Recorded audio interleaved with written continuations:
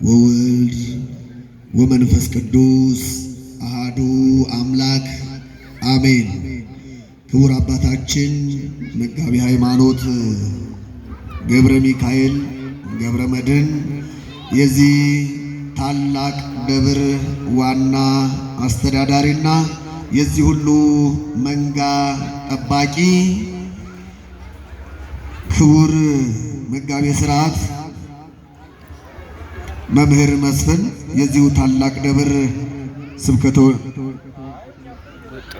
ታላቅ ዋና ቁጥጥር ክቡራን ሊቃውንተ ቤተ ክርስቲያን፣ አይንተ እግዚአብሔር አባቶች ካህናት፣ ወንድሞች ዲያቆናት፣ በቀራንዮ አደባባይ የደም ዋጋ የተከፈለላችሁ እግዚአብሔር ፍቅሩን በመስቀል ላይ ተሰቅሎ የገለጸላችሁ የገለጸልን የእግዚአብሔር ውድ ቤተሰቦች፣ አባቶች፣ እናቶች፣ እህቶች፣ ወንድሞች፣ ሕፃናት ጭምር በእግዚአብሔር ፍጹም ሰላም እላችኋለሁ። እንደምን አደራችሁ? አይሰማም። እንደምን አደራችሁ? እንደምን ሰነበታችሁ? እንደምን እስከዚህ ሰዓት ደረሳችሁ? አሜን። እግዚአብሔር ይመስገን ብለን ኃያልና ገናና ስሙን እንድንጠራው ስለፈቀደልን የአባቶቻችን አምላክ የእኛም አምላክ ፈጣሪ እግዚአብሔር ስሙ የተመሰገነ ይሁን። ኡቅ ኢትአብስ ዳግመ እንከ ከመዘ አኪ ኢይርከብከ። እንግዲህ ከዚህ የጠና እንዳያገኝህ ሁለተኛ እንዳትበድል አስተውል። እስኪ ይህን ቃል አብረን እንበል። እንግዲህ በሉ እስኪ ይሰማል። እንግዲህ ከዚህ የጠና እንዳያገኝህ ሁለተኛ እንዳትበድል አስተውል። እንዳትበድል አስተውል። የዮሐንስ ወንጌል ምዕራፍ 5 ቁጥር 14 ላይ ተጽፎ የምናገኘው ኃይለ ቃል ነው። ከዚህ የከፋ እንዳያገኝህ እንዳትበድል አስተውል። ከዚህ የከፋ እንዳያገኝህ። እንግዲህ ታላቁ ሊቅ የቤተ ክርስቲያናችን ምሁር ቤተ ክርስቲያናችን እንድትከፈት ቤተ ክርስቲያናችን በልዩ አገልግሎት እንድትገለገል ካደረጉት የሊቃውንት መጀመሪያም መጨረሻም ወደር የሌለው ቅዱስ ያሬድ ከሐዋርያት የተቀበለውን ፈለግ በዜማው ሲያገለግል ደግሞ ለቤተ ክርስቲያን ስም ሰንበታት አርዕስት ሰጥቷል። እናም ዛሬ አራተኛው ሳምንት ነው። መጻጉዕ ይባላል። ማን አልኳችሁ? አይሰማም። ምን ነው እንቀላፋችሁ እንዴ? መጻጉዕ ይባላል። መጻጉዕ በሉ እስኪ። መጻጉዕ ማለት በሽተኛ ማለት ነው። መጻጉዕ ይባላል። ዘወረደ ቅድስት ምኩራብ እያለ መጥቶ ዛሬ ደግሞ መጻጉዕ ብሏል ማለት ነው። ቤተ ክርስቲያን እንደው እንደ እንግዳ ደራሽ እንደ ውሃ ፈሳሽ ዝም ብላ ያገኘችውን አይደለም። ስርዓት አለው። አገልግሎቱ ቅደም ተከተል ሁኔታ አለው። የእግዚአብሔር ማዳን ቅደም ተከተሉ ይዞ ስርዓቱ ሳይፋለስ በስርዓት ነው ማለት ነው የሚነገረው። ቤተ ክርስቲያን ብቻ ነው ይሄ፣ ሌላ ቦታ የለም። ሌላው ቦታ መጽሐፍ ቅዱስ ነው ተብሎ ሁሉም ዝም ብሎ ይጠቀሳል። እውነት ነው። ግን ቁርስ መቼ፣ ምሳ መቼ፣ እራት መቼ ብለን የሥጋ ምግብ እንኳን እንደምናዘጋጀው የነፍስ ምግብ የሆነው ቃል እግዚአብሔር ደግሞ በቅደም ተከተል ነው የሚነገረው። ይሄ ዘላለማዊት ቤተ ክርስቲያን ክርስቶስ በደሙ የዋጃት ቤተ ክርስቲያን የመሰረታት አነ አሐንጻ ለቤተ ክርስቲያኔ ብሎ የተናገረ የመሰከረላት ቤተ ክርስቲያን ላይ ይህ ሁሉ ቅደም ተከተሉ ተዘጋጅቶ ይገኛልና ዛሬ መጻጉዕ ይባላል። መጻጉዕ ማለት በሽተኛ ማለት ነው። ታሪኩ ከቁጥር 1 ጀምሮ ዮሐንስ ወንጌል ምዕራፍ 5 ቁጥር 1 ጀምሮ ይነገራል። መጻጉዕ ምንድነው የምናገኝበት ታዲያ? ትምህርቱ ላይ ምንድነው ቢጠቅመን የሚል ነገር ያሳስባል። የእግዚአብሔር ማዳን፣ የሰው መዳን፣ እንደገና ደግሞ የሰው አለመታመን፣ እነዚህ ነገሮች ብቻ በአጭር ደቂቃ እናብራራና ትምህርታችንን እንቋጫለን ማለት ነው። የእግዚአብሔር ማዳን፣ የሰው መዳን፣ ከዚያ ደግሞ የሰው አለመታመን የሚለው ባጭሩ ሶስት ነገሮች ናቸው። እነዚህን እናይና ትምህርታችንን እንቋጫለን። ማን ይፍቀድልን? እግዚአብሔር ይፍቀድልን። እኔም አላዛዛም፣ እናንተም ደግሞ ጆሮአችሁን ልቡናችሁን ወደዚህ አድርጉ። እግዚአብሔር አውደ ምሕረታችንን ይቆጣጠርልን። ከቁጥር 1 ጀምሮ ዮሐንስ ወንጌል ምዕራፍ 5 በዕብራይስጥ ቤተሳይዳ የምትባል ጸበል ያለባት ቦታ ሕሙማን የሚሰበሰቡባት ቦታ ነበረች ይላል። ይገርማችኋል። ሕሙማን የሚሰበሰቡባት ብዙ ስም አላት። አሁን ቤተሳይዳ ማለት የድህነት ቦታ ወይም የእግዚአብሔር ምሕረት የሚሰጥባት፣ የእግዚአብሔር ምሕረት የሚነገርባት፣ እግዚአብሔር አድኅኖቱን የሚገልጽባት ቦታ ነበረች። ቤተሳይዳ ይሏታል፣ ፕሮፓትቄ ይሏታል፣ ሌላም ይሏታል። አሁን የእግዚአብሔር ማዳን የእግዚአብሔር ስጦታ የሚሰጥባት ቦታ ነበረች። መልአኩ በሌሊት እየወረደ ውሃውን ይባርከው ነበር ይላል። ይገርማቸዋል። ውሃውን ይባርከው ነበር። ቀድሞ ውሃው እንደተባረከ ሄዶ የተጠመቀ ከዚያ ከጸበል ያረፈበት ሰው ከበሽታው ይፈወስ ነበር ይላል። አሁን መጻጉዕ የምንለው ደግሞ ዛሬ መጠሪያ የሆነው 38 ዓመት በደዌ ዳኛ በአልጋ ቁራኛ ተይዞ የቆየ አንድ ሰው ነበረ። ስንት ዓመት አልኳችሁ? 38 ዓመት። ሎቱ ስብሐት። ከባድ ነው እናንተ። 38 ዓመት ዘመድ ረዳት ወይም ኃይል የሚሆነው አጥቶ 38 ዓመት ሙሉ ክርስቶስ ወደዚያ ሄደ። ወደዚያ ሰው ክርስቶስ ወደ ቤታችን ይጣለን፣ በሽተኞችን ፈውሶ ይሄዳል። ክርስቶስ በሽተኞችን ለመፈወስ ወደ ቤት ይሄዳል። አሁን ከዚያ ተቀምጧል። አንተ ሰው መዳን አትፈልግም አለው ክርስቶስ። መዳን እፈልግ ነበር፣ ነገር ግን ወደ ድህነቱ ቦታ የሚወስደኝ ዘመድ የለኝም ማለት። ምን የለኝም ማለት? እግዚአብሔር ልጆች ምን ዘመድ የለኝም ማለት ወይም ረዳት የለኝም። እንደገና ደግሞ እንደምታየኝ እኔ አጥንቴ ከአልጋው ጋር የተጣበቀ በሽተኛ ሆኛለሁ። ወደ ጸበሉ ቦታ ማን ይወስደኛል? ወደ ድህነቱ ቦታ ማን ይወስደኛል? ኧረ ዘመድ የለኝም ማለት። በል ዘመድ ባይኖርህም አልጋህን ተሸክመህ ሂድ አለው። ጉድ እኮ ነው እግዚአብሔር ልጆች። አልጋህን ተሸክመህ ሂድ። የተኛበትን ነው ዳን። እዚህ ጋር ግን የምነግርህ ነገር አለኝ። እምዝ ዘየአኪ ኢይርከብከ፣ ዳግመኛ ግን እንዳትበድል አስጠንቅቆ ነው ክርስቶስ ሲሰጥ ሲያበለጽግ ይህን አድርግ ብሎ አዞ ነው። እግዚአብሔር ሳያስጠነቅቅ አይቀጣም፣ በእውነቱ ማለት ነው። 38 ዓመት ይህ ሰውዬ ዘመድ የለኝም ወገን የለኝም መዳን ግን እፈልግ ነበር ሲል ክርስቶስ የ30 ዓመት ጎልማሳ ነው። ይገርማቸዋል። የ30 ዓመት ብድግ አድርጎ ተሸክሞ ከጸበሉ ላይ ወስዶ ያድነኛል ብሎ ነበር ያሰበው። ክርስቶስ ግን መሸከም ወይም ደግሞ ሌላ ነገር ማድረግ አይጠበቅበትም። በቃሉ ይፈውሳል። ዳን ሲል ይድናል፣ ሞት ሲል ይሞታል። እግዚአብሔር ሁሉ በእጁ የተያዘ ነው። ሁሉን ዓለምን ሁሉ በእጁ ጭብጥ በእግሩ እርግጥ አድርጎ የሚገዛ ክርስቶስ ማለት ነው። ወይም ደግሞ ከ5000 ሕዝብ በላይ ይከተለው ስለነበር አንዱን ያዝና እንደው ያድነኛል ሲል ነው ቅዱስ ዳዊት።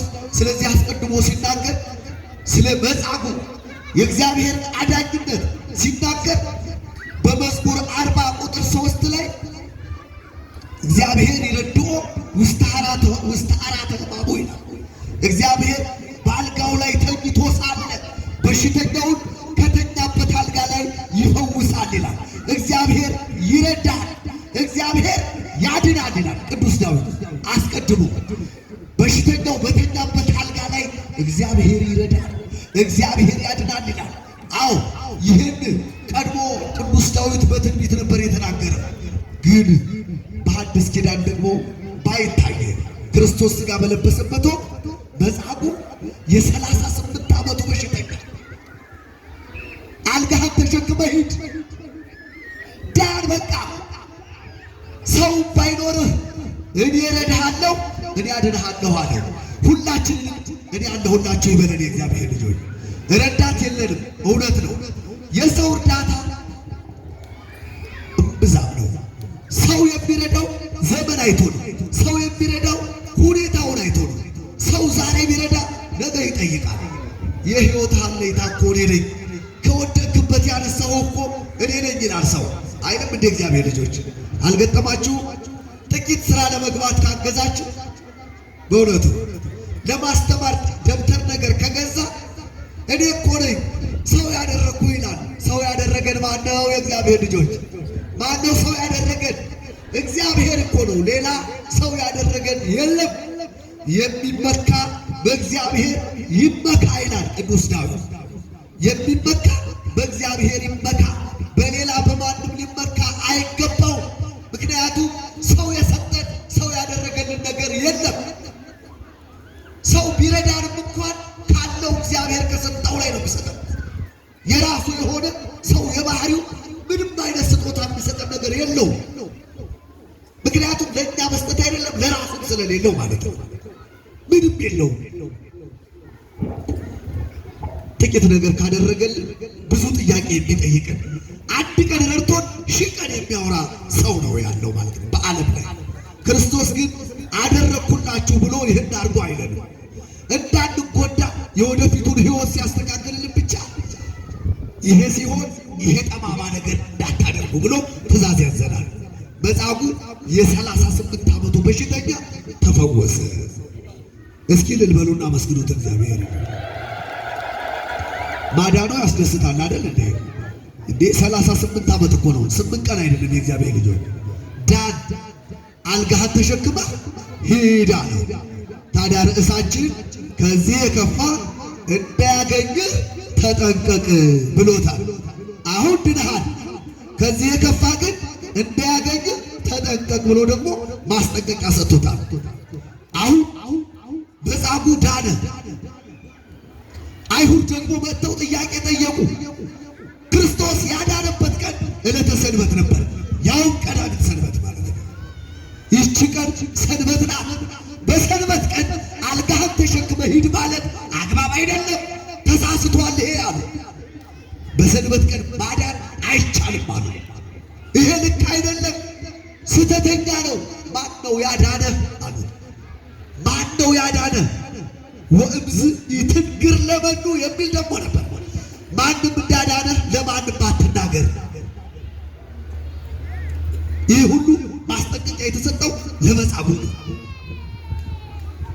ድነሃል፣ ማንም እንዳዳነህ ግን አትናገር፣ አንተ ብቻ እመን አለው። ምን በል? እመን፣ እግዚአብሔር እንደሚያድን እወቅ፣ እመን አለው። እሱ ግን ከእግዚአብሔር ቃል ይልቅ የአይሁድን ትእዛዝ ሰማ። ታሞ የዳነው ሰው ማለት ነው። የአይሁድን ምክር ሰማ። አይሁድ በዚህ ሰው የሚተባበር በዚህ ሰው ሕይወት ይረዳል ወይም ያድናል ብሎ የሚያምን ሰው ከኛ እድል የወጣ ከኛ ማህበረሰብ የተለየ ይሆናል፣ ከኛ ጋር ህብረት አንድነት አይኖረውም ብለው በአዋጅ ጉባኤ ሰርተው ተነጋግረዋል፣ ተማምለዋል። አይሁድ ማለት ነው። ለክፉ ነገር መማማላል ድሮ አይደለም የተጀመረው፣ ዛሬ አይደለም የተጀመረው፣ ድሮ ነው። ዛሬም አለ እኮ በዝግ ቤት ውስጥ ይሄንን እናደርጋለን ሲባል የሴራ ምክር ሲመከር ይውላል፣ ለማጥፋት ማለት ነው። ይህ አሁን አይደለም፣ ቀድሞ አለ። በክርስቶስ ደርሶበታል። ከዚህ ሰው የሚተባበር ከዚህ ሰው ሕይወት ጥሩ ነው የእሱ ሕይወት የሚል የእግዚአብሔር ልጅ ነኝ ይላል። ደግሞ እውነት ነው ብሎ የሚያምንበት ሁሉ በእኛ ዘንድ ከእኛ ጋር ጉባኤ የለውም ብለው ተማክረዋል። ምን ቸገረው ነበር መጻጉዕ? 38 ዓመት ሙሉ የረዳው ዘመድ አልነበረም። ልብ በሉ፣ ትናንት የረዳው ዘመድ አልነበረም። የሚረዳኝ የለም ነው ያለው። እሱ መዳን እፈልግ ነበር፣ ነገር ግን የሚያግዘኝ ከጎኔ የሚሆን ሰው የለኝም ነበር ያለው። ከዳነ በኋላ ግን ዘመድ አገኘ። የሚያማክረው የጠላት ዘመድ አገኘ መጻጉዕ። ክርስቶስን ረሳው። ባለውለታውን ጌታውን ፈጣሪውን ረሳው መጻጉዕ። የእግዚአብሔር ልጆች ረስተናል ፈጣሪያችን። እረ ወድቀናል፣ ከሕጉ ወጥተናል፣ ተሳስተናል። ከእግዚአብሔር ትእዛዝ ይልቅ የሰውን የምንሰማ ሆነናል። ይህ ደግሞ በእግዚአብሔር ዘንድ ያስቀጣል። እግዚአብሔር ይቀጣል። ቅጣቱም ቀላል አይደለም። የእግዚአብሔር ልጆች መጻጉዕን ያዳነህን ሰው ተናገር አሉት። ኧረ አላወቅሁትም አለ። ወዲያው ከተማከሩ በኋላ ክርስቶስ ተገለጸለት። ማን እንዳዳነህ አውቀኸዋል አለው። አዎ አንተ ነህ። ተነጋገሩ። ያን ይዞ በዕለተ ዓርብ ይገርማቸዋል። ክርስቶስ ራሱን የእግዚአብሔር ልጅ ነኝ ይላል። ወያስተዕሪ ርእሶ ምስለ እግዚአብሔር፣ ከእግዚአብሔር ጋር ራሱን የሚያስተካክል አመፀኛ ሰው ነው። ሰንበትን የሚሽር ነው። ከሙሴ በፊት አለሁ የሚል ነው። ከአብርሃም በፊት አለሁ የሚል ስተተኛ ነው። ምድራዊ ሲሆን እያወቅ ነው። የዮሴፍ ልጅ ሲሆን የማርያም ልጅ ሲሆን፣ ነገር ግን እኔ ሰማይና ምድርን የፈጠርኩ እግዚአብሔር ነኝ ይላል። ወይም ከእግዚአብሔር ጋር ራሱን ያመሳስላል። ሰንበትንም ሽሯል። ሙሴ የሰራልንን ሕግ አጥፍቷል።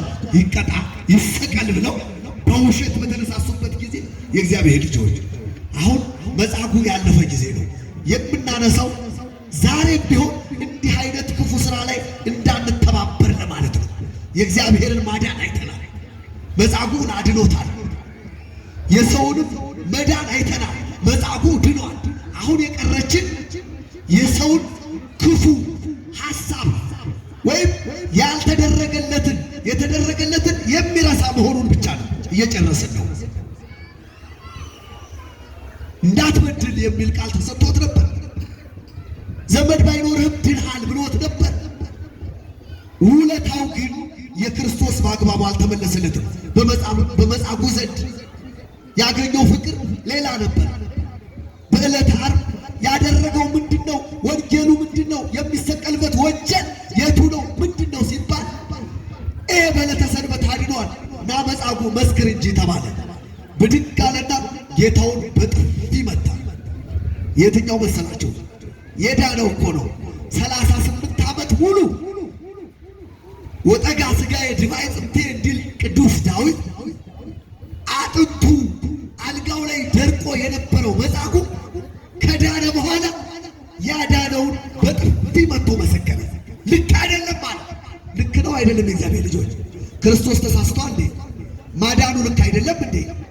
አድኖት ነበር። እሱ ግን ይሄ ነው ሲቅለበለብ አዳነኝ ብሎ ክርስቶስን መሰከረ። ታሞ የተነሳ ፈጣሪውን ረሳ ይላሉ አበው። ታሞ የተነሳ ፈጣሪውን ረሳ። በጭንቀታችን ቀን የእግዚአብሔር ልጆች ወዲት እንሂድ፣ ማን ይርዳን፣ ወዲት የት እንላለን። ስንድን ግን አንቻልም። እዛው እጥንቱ ጥፋታችን እንገባለን። ስንታመም አቤት ስለቱ፣ አቤት የምንናገረው፣ አቤት የምንናዘዘው መናዘዝ።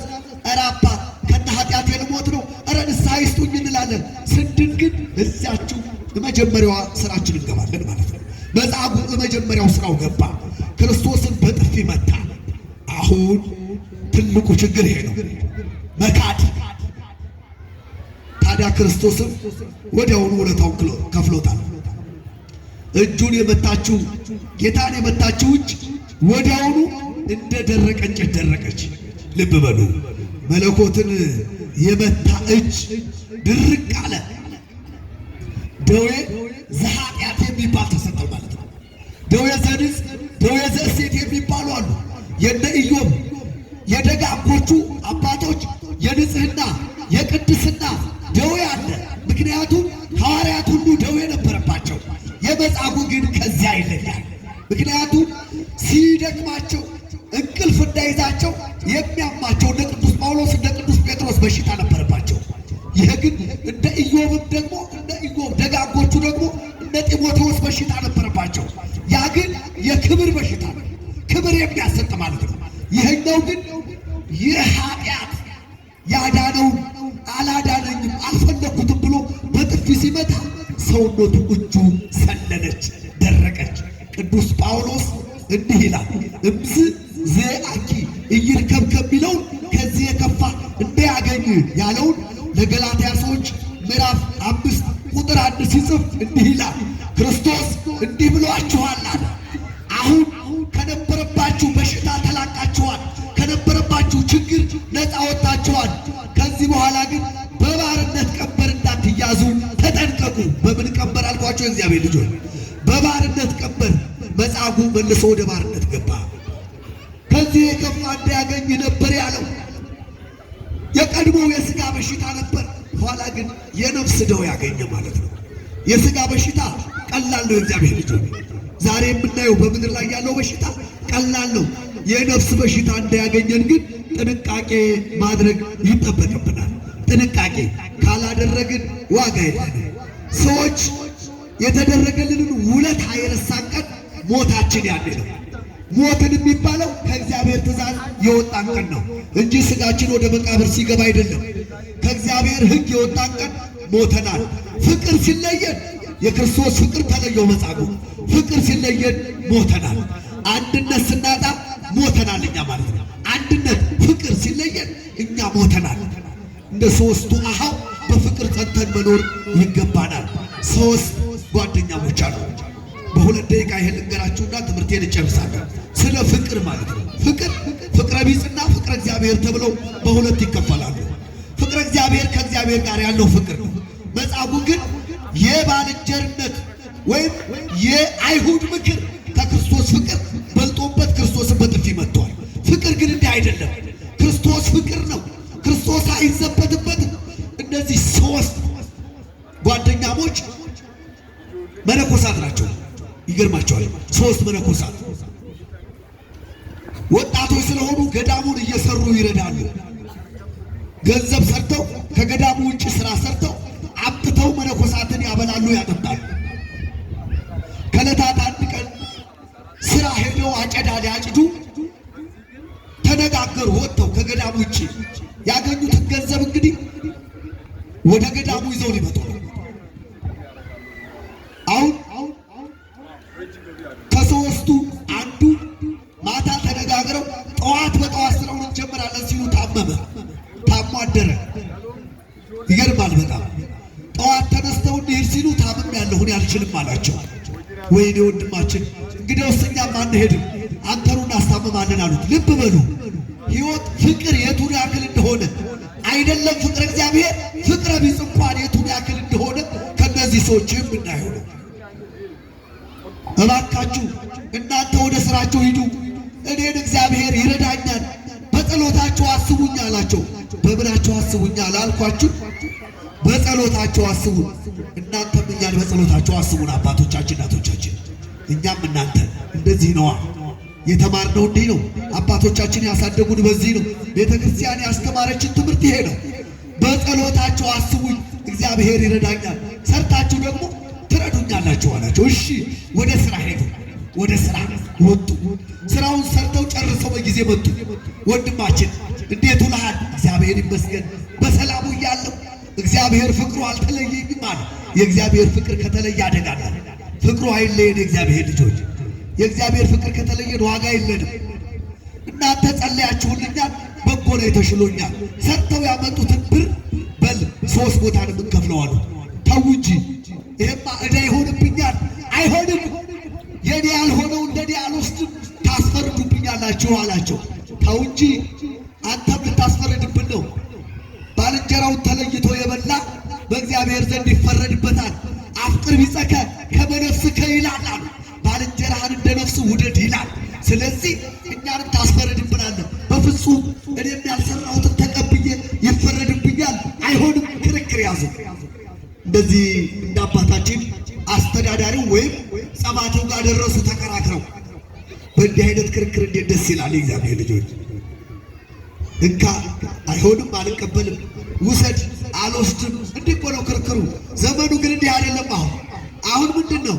የኔ ያልሆነውን እወስዳለሁ፣ አረ የራሴ ነው አልሰጥም ነው ያሁኑ ክርክር ማለት ነው። ደሞዝ አንድ ቀን ስራ ተጓሎበት ከተቆረጠ እረ ሰርቻለሁ ሽምጥጥ ታምሜ ወድቄ ነው ውሸት። አሁን ዘመኑ ውሸት የበዛበት ሆነ። እነዚህ ግን በእውነት የጸኑ ሰዎች ፍቅረ እግዚአብሔር ያልተለያቸው እንደ መጻጉዕ ያይደሉ፣ ልባቸው በሽተኛ ያልሆነ ደጋግ ሰዎች ወደ አለቃው ደረሱና አባታችን ፍረደን አሉ። ምን ልፍረዳችሁ? ትናንትና አብረን ስራ ተነጋገርን፣ እሱ ሌሊቱን ታሞ አደረ፣ እኛ ደግሞ ስራውን ሰርተን መጣ። ገንዘቡን ተካፈል ስንለው አልካፈልም አለ። እባክህ ገላግለን አባታችን። እሱ ደግሞ ሊያስፈርዱብኝ ነው፣ ያልሰራሁትን ነገር ገንዘብ እንዲሰጡኝ እነሱ ደግሞ ወንድማችሁን ተለይታችሁ በልታችኋል ብሎ ሊያስፈርድብን ነው አሉ። የእነዚህን ሰዎች ሃይማኖት ተመልክቶ የእግዚአብሔር ልጆች እኛስ ምን እየሰራን ነው? የት ነው ያለነው? ምንድን ነው እያደረግን ያለነው? አሁን የት ነው ያለነው? አከራዩ አስቤዛ ጨምሮ ከመጣ ቀጥታ ቤት ኪራይን ጨምረው መጡ አይደለም? ክርስትናችን በእውነቱ እንዲህ ነው መሆን ያለበት። ባለ ድርጅቱ የድርጅት ዕቃ ከጨመረበት ሰራተኛውን ማሰቃየት፣ የሆነ ነገር ሆኗል ከተባለ እቤት መጥቶ ጫና መጫን ነው። በእውነት አከራይ ያልቻለውን ኑሮ ተከራይ ይችላል። የእግዚአብሔር ልጆች ፍቅር ጠፋ ከኛ፣ ፍቅር ቀዘቀዘ። እንደ መጻጉዕ ሆነናል። ሁላችንም ልባችን በደዌ ተይዟል። መጻጉዕ ሰውነቱ ነበር አልጋ ላይ የተኛው። የኛ ልቡና ደግሞ አሁን የለም፣ በሽተኛ ሆኗል። በእውነቱ መጻጉዕ ጌታውን ነው የናቀው፣ ጌታውን ነው የጠላው። እኛ ደግሞ ፍቅረ ቢጽን ረስተናል። ፍቅረ ቢጽን ረሳን ማለት እግዚአብሔርንም ረሳን ማለት ነው። ጸባቲው ወይም ደግሞ የደብሩ የገዳሙ አስተዳዳሪ እንዲህ አለው፣ በእውነቱ እናንተ የተለያችሁ እግዚአብሔር የባረካችሁ ሰዎች ናችሁ። ሰው እኮ እበላ በላ ብሎ ነው እንጂ የሚጣላው እባክህ ያለኝን እንካፈልና እንብላ የሚል የለም። እናንተ ደግ ሰዎች ናችሁ ብለው መርቀው እናንተም ስጡት፣ አንተም እባክህ ስለ ፍቅር ብለህ ተቀበላቸው ብለው ገንዘቡን እንዲካፈሉ አድርገዋል። ቤተ ክርስቲያን እያስተማረችን ያደገችው እንዲህ ነው። የእግዚአብሔርን ፍቅር ስንረሳ የወንድምነትንም ፍቅር እንረሳለን። እንደ መጻጉዕ በደዌ ዳኛ በአልጋ ቁራኛ ተይዘን ቆይተን መጨረሻ ላይ ደግሞ ሲሻለን ክርስቶስን በእርግጫ መተን መመስከር የለብንም። የእግዚአብሔር ልጆች በእርግጫ በአካል አግኝቶ ነው እሱ የመጣው። እኛማ ዛሬ ብናገኘው በስንት ነገር እንመታው ነበር ክርስቶስን። እውነት ነው የምላችሁ። ወንድምን መጥላት፣ ወንድምን ማሳደድ እኮ ክርስቶስን መጥላት፣ ክርስቶስን መምታት ነው፣ ሌላ ነገር አይደለም። እና መጻጉዕ ክፉ ነው ብላችሁ እንዳታስቡ። ክፉ ነን ነው ማለት ያለብን። ለምን? ሁላችን መጻጉዕ ስለሆንን ማለት ነው። መጻጉዕ ውለታውን ረሳ። እኛ ስንት ነገር ተደርጎልን ረስተናል። መጀመሪያ ካለመኖር ወደ መኖር አመጣ። ሁለተኛ በሃይማኖት እንድናድግ አደረገን። መጨረሻ ላይ ግን ሁሉንም ረስተን ለገንዘብ እና ለራሴ ባይነት ክርስቶስን ረስተነዋል። ክርስቶስን ሳንረሳው በፍቅሩ በአንድነቱ እንድንኖር እግዚአብሔር ይርዳል። ወስብሐት ለእግዚአብሔር። ይቆይ።